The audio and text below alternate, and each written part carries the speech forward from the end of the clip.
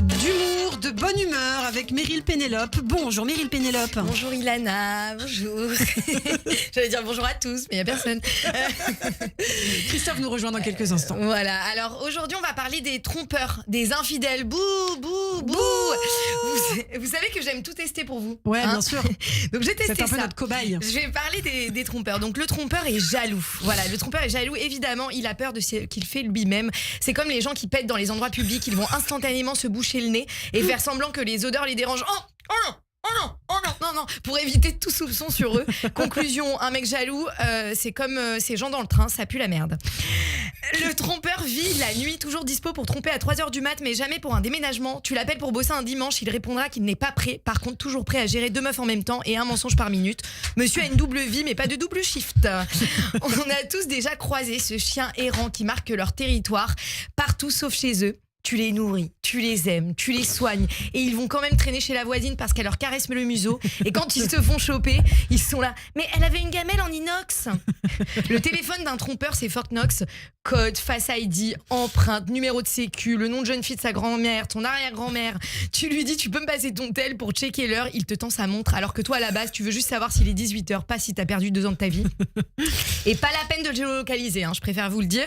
Ça sert à rien, c'est pas un GPS qu'il te faut, c'est un détecteur de mensonges et intégré à sa trottinette électrique. Ah oui, parce que le trompeur, il fait pas rêver. Hein. Il a pas le permis, il a pas de voiture et il vit dans un garage. Et il te dit quand il te dit qu'il est à la salle de sport, il fait sûrement des pompes partout sauf à la salle. Quand il se fait choper, il passe de Vin Diesel à Bambi en 2 secondes. Tu le confrontes avec des captures d'écran, des preuves et même son ADN. T'es sûr que t'auras le droit. Hein. Mais c'est pas ce que tu crois, j'étais perdu.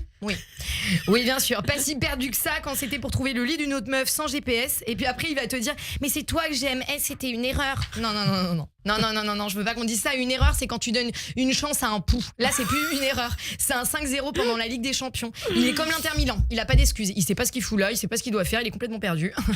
Donc, si tu as reconnu ton mec, arrête de procrastiner et quitte l'aventure, ma belle.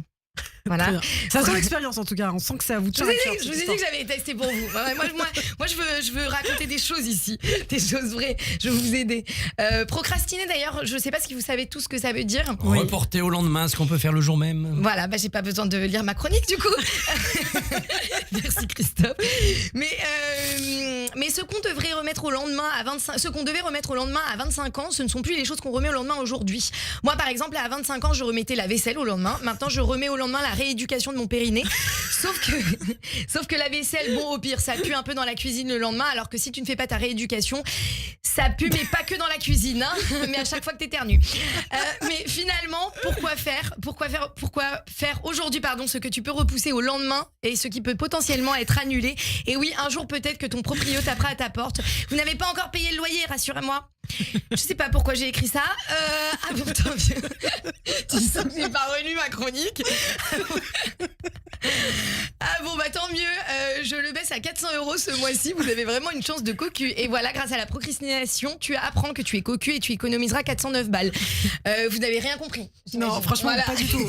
Moi, je ris. Et je sens que vous essayez de comprendre et c'est terrible. Alors, c'est parce que j'ai pas mis l'intonation. Pardonnez-moi. Est-ce qu'on la refait ou pas? Écoutez, vous avez encore 1 minute 30. Donc allez-y, vous avez tout le temps. Et finalement, pourquoi faire aujourd'hui ce que tu peux repousser au lendemain, ce qui peut potentiellement être annulé? Et oui, un jour peut-être que ton proprio tapera à ta porte, mais vous n'avez pas encore payé le loyer, rassurez-moi.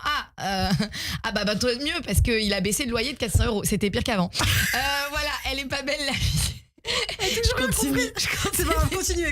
Elle est pas belle la vie. Moi, là, dernièrement, je procrastine sur l'écriture de mon spectacle. Je dois réécrire la fin, mais j'attends parce que là, la fin est trop heureuse là pour mon spectacle qui s'appelle Somme, donc ça ne va pas. Alors, vous attendez quoi pour que votre fin donne plus de somme? Un nouveau mec, finalement.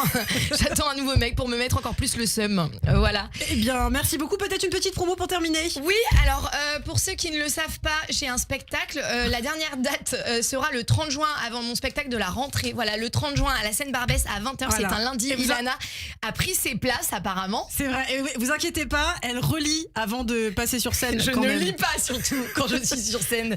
Christophe et Ilana ont pris leur place et je suis ravie. Merci à vous. Absolument. Merci Meryl Pénélope. Et tout de suite, c'est l'invité de Christophe Barbier. C'est Éric Danon, ancien ambassadeur de France en Israël.